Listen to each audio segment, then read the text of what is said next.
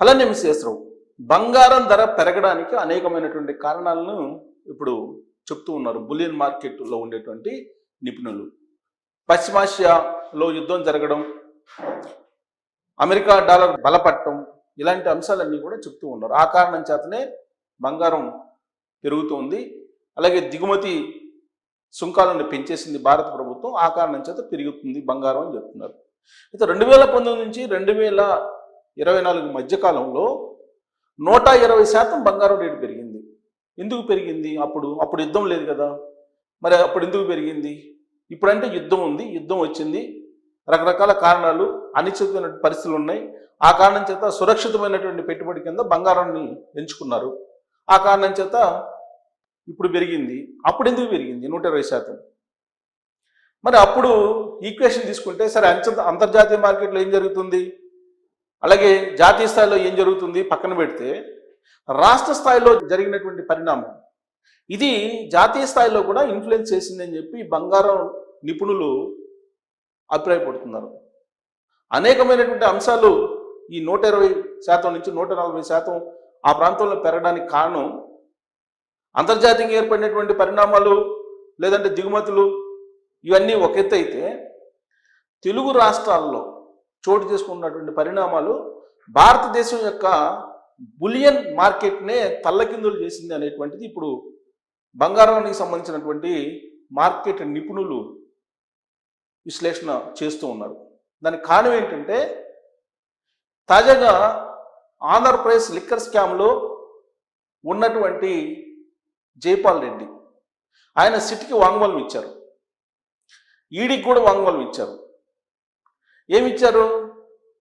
Distillery యజమానిగా ఉన్నటువంటి జైపాల్ రెడ్డి గారు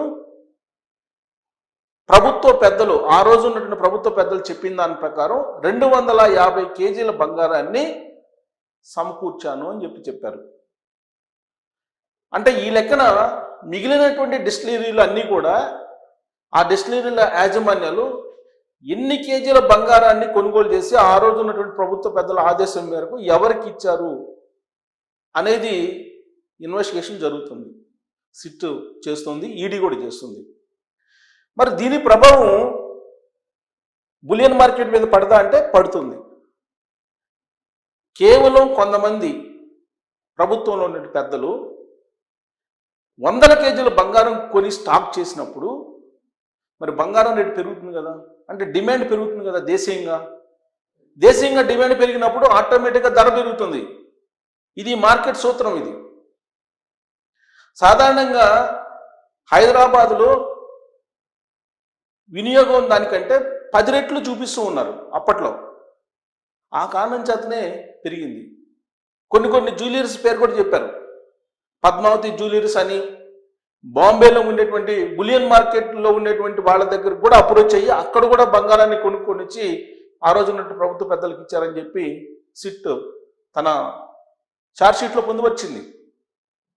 అంటే బాంబే, హైదరాబాద్ మార్కెట్లో ఉండేటువంటి బులియన్ వర్గాలని అప్రోచ్ అయ్యి బంగారాన్ని హోల్సేల్గా కేజీల కొద్దీ కొనేశారు.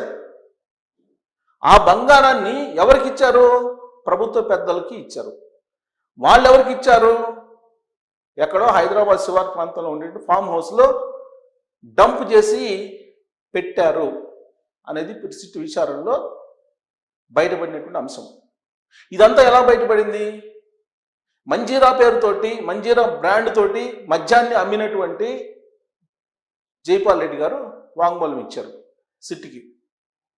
ఆయన ఎస్ఎస్ బయో అధినేత హైదరాబాద్లో. ఆయన బ్రాండ్ని అమ్ముకోవడానికి ఆయన ముడుపులు ఇచ్చారు. ఆయనతో పాటు అనేక మంది డిస్టిలరీలకు సంబంధించిన యాజమాన్యాలు ఇచ్చారు. ఎవరైతే బంగారాన్ని కేజీల కొద్దీ ఇచ్చారో వాళ్ళ బ్రాండ్స్కే సరఫరాకి అనుమతి ఇచ్చారు. మిగిలినటువంటి బ్రాండ్స్కి ఇవ్వలేదు. లాస్ట్కి కింగ్ ఫిషర్కి ఇవ్వలేదు, ఆఫీసర్ చాయిస్కి ఇవ్వలేదు. ఇలాంటి బ్రాండ్ ఉన్నటువంటి ఏ లిక్కర్కి కూడా ఆ రోజు అనుమతులు ఇవ్వాల.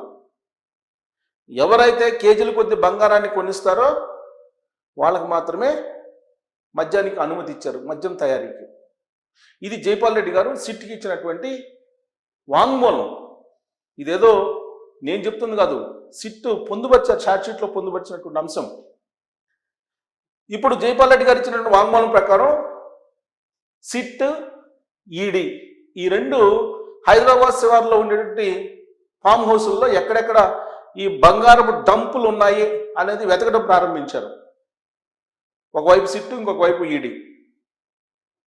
అలాగే జైపాల్ రెడ్డి ఇచ్చిన వాంగ్మూలం ప్రకారం లిక్కర్ స్కామ్లో ఉన్నటువంటి వాళ్ళ ఇళ్ళు, వాళ్ళకు సంబంధించిన ఫామ్ హౌస్లు, వాళ్ళ బంధువులకు సంబంధించినటువంటి గెస్ట్ హౌస్లు, వీటన్నిటిలో ఇప్పుడు తనిఖీలు చేపట్టడానికి ఈడీ సిద్ధమైంది.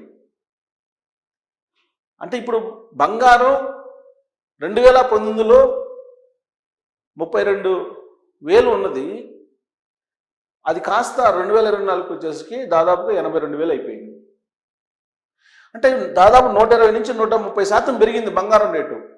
నిజంగా సామాన్యులు కొన్నారా, మధ్యతరగతి కొన్నారా అని అంటే మీకు షాపుల్లో కనుక మనం వాళ్ళ డేటా ఇస్తున్నారు. వాళ్ళ డేటా ప్రకారం గత 2 సంవత్సరాల నుంచి బంగారం కొనుగోలు తగ్గిపోయాయి, బంగారం షాపులు వెలవెలిపోయాయి. మరి మధ్యతరగతి పేదలు కొనుగోలు చేయనటువంటి పరిస్థితుల్లో ఉంటే బంగారానికి డిమాండ్ ఎందుకు వచ్చింది అంటే లిక్కర్ స్కామ్ ఒక అంశం ఆంధ్రప్రదేశ్లో. ఇక తెలంగాణకు వచ్చేటప్పటికి తెలంగాణలో కాళేశ్వరం ప్రాజెక్టు అవినీతి గురించి కమిషన్ వేశారు. దాంట్లో ఎంత అవినీతి జరిగింది అనేది కూడా తేల్చారు.